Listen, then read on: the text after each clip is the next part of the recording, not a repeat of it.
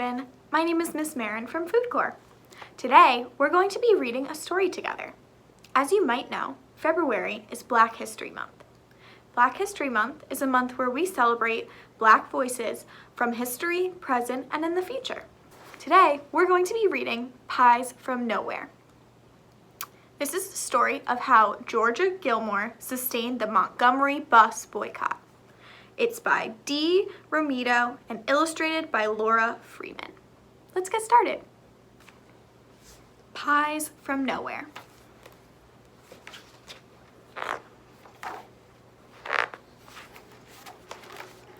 When Georgia Gilmore was a young girl, she lived on a farm in Alabama where she fed the pigs and milked the cows. Georgia did her best to listen to what her mother taught her. Think twice before doing anything you might regret, and never, ever hate anyone. Georgia grew up and soon had a family of her own. She did plenty of cooking along the way, and when it was time for something sweet, she knew just what to do. She'd blend butter and sugar in a bowl to get her homemade pound cake started, and then added tea bags to a pot of water for a new batch of sweet tea. Georgia was a cook at the National Lunch Company in downtown Montgomery, Alabama.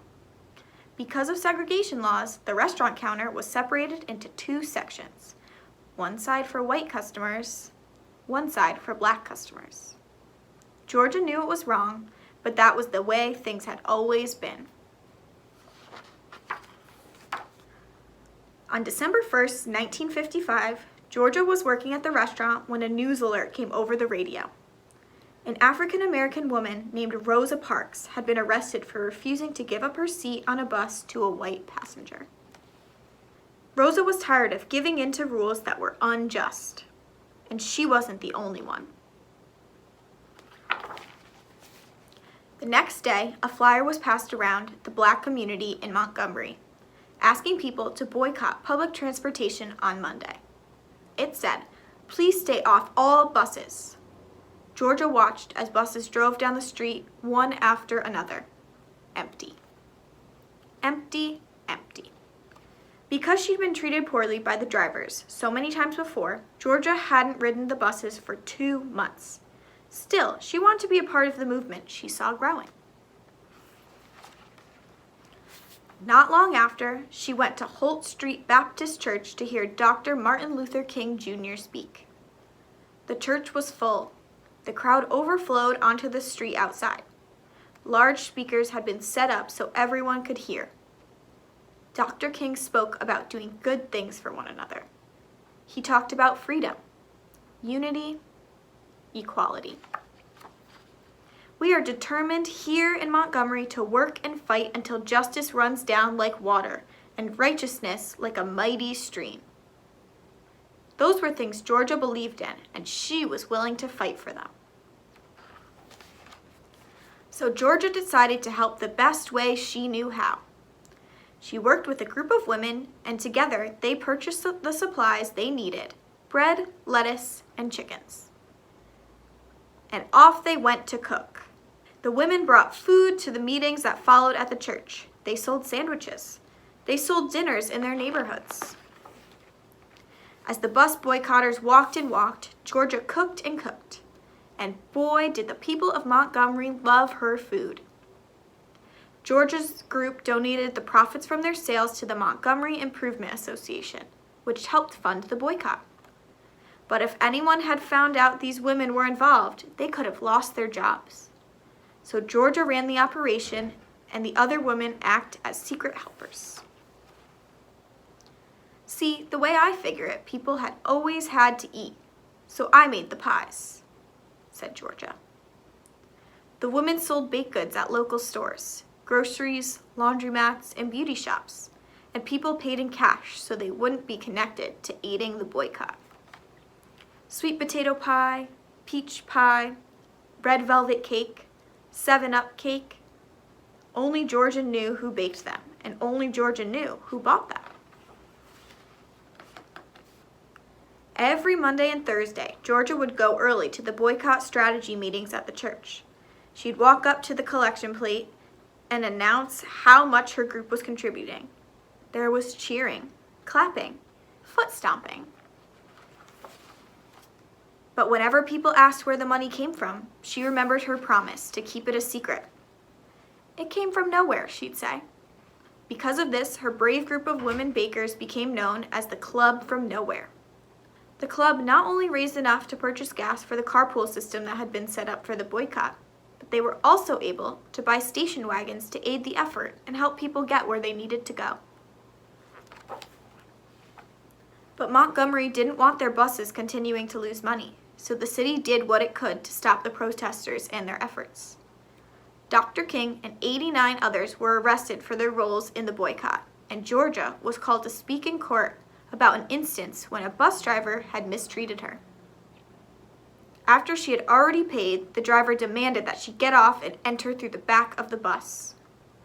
When I reached the back door and was about to get on, he shut the back door and pulled off. I didn't even ride the bus after paying my fare. So I decided right then and there I wasn't going to ride the buses anymore, Georgia testified. Georgia knew she was doing the right thing by standing up for her fellow protesters. But news of the trial spread across the country like wildfire. When the National Lunch Company found out she was part of the boycott, she was fired from her job. Georgia was unemployed and raising 6 children on her own. She needed to find a new way to support her family. Dr. King encouraged her to start her own business. All these years you worked for somebody else. Now it's time to work for yourself, he said. He helped her improve the kitchen in her home, and Georgia got new pots and pans and cooking supplies. Word soon got around and people came to eat at Georgia's. When they came to her house for a meal, they would eat wherever they could find a seat. And if they couldn't find a seat, they'd eat standing up. Georgia loved to talk and joke with her customers and friends. Soon enough, there were long lines to get a meal cooked by her. People ordered meals for delivery too, so Georgia was making hundreds of lunches a day. She packed up fried chicken, black-eyed peas with okra, fresh corn muffins and apple pie, and sent her kids out to deliver them.